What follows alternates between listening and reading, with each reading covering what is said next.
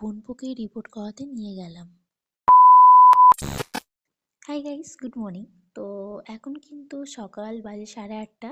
আমি কিন্তু সকাল 6টার সময় উঠে অত ঠান্ডাতে চান টান করে আমি রেডি হয়ে দেখতে পাচ্ছি এখন যাচ্ছি দিয়ে শ্বশুরবাড়ির দিকে, কারণ আমার বোনপোর একটা রিপোর্ট করার আছে।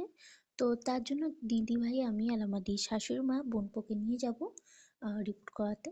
তো দিদিভাই আমাকে বলেছিল আগের দিনে যে ও রিপোর্ট আছে, কিন্তু এটা বলেনি যে তুই আমার সাথে চ। তো আমি বলেছিলাম যে না, আমি তোর সাথে যাবো। তখন দিদিভাই বললো যে না, অত ঠান্ডাতে তোকে আসতে হবে না। কিন্তু কে কার কথা শোনে, আমি দিদিভাইকে না বলে আমি চলে গেছিলাম দিদিভাই বাড়ির দিকে। তো সকাল 6টার সময় উঠে স্নান টান করে এখন কিন্তু দেখতে পাচ্ছি আমি চলে এসেছি আমাদের দোকানে। এসে চাটা খেয়ে তারপরে বড়বাবা আমাকে অটোতে তুলে দিল। আমি অটো করে সোজা যাচ্ছি এখন চৌরাস্তার দিকে। চৌরাস্তা থেকে ওখান থেকে হেঁটে হেঁটে চলে গেলাম দিয়ে শ্বশুরবাড়িতে। গিয়ে আমার দিদিভাই বললো যে তোকে তো আসতে বারণ করছিলাম, তুই কেন এলি? আমি বলছি এমনি এসেছি। বলছে তুই কি আমার কথা শুনবি না? আমি বললাম না, তোর কথা শুনবো না। তারপর দিদিভাই বললো যা পারিস কর।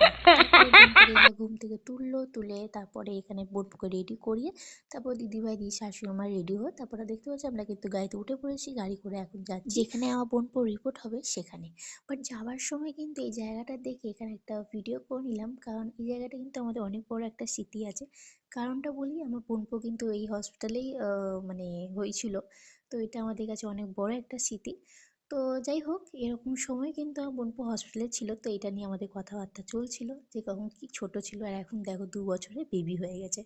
তো যাই হোক, তারপরে কিন্তু আমরা এখানে চলে এসেছিলাম। এসে দিদিভাই ওখানে কাট করছিল আর আমি বোনপোকে নিয়ে বসেছিলাম। তারপরে যখন আমার বোনপোর নাম আসে তো দিদিভাই নিয়ে তাকে ভিতর দিকে যায়, কারণ একজনকে নিয়ে ঢুকতে হয়। তারপর আমার খুঁজে খিদে পেতে আমি এখানে বিস্কিট খাচ্ছিলাম বসে বসে। তারপর ফাইনালি আমার বোনপোর রিপোর্ট যা যা করা ছিল তারপর সেগুলো হয়ে যাওয়ার পরে আমরা সবাই হেঁটে হেঁটে যাই একটা মিষ্টির দোকানে। গিয়ে আমরা কচুরি খাই। কচুরি খেয়ে তারপরে আমরা ওখান থেকে অটো ধরে চলে এলাম সোজা হাজরার দিকে।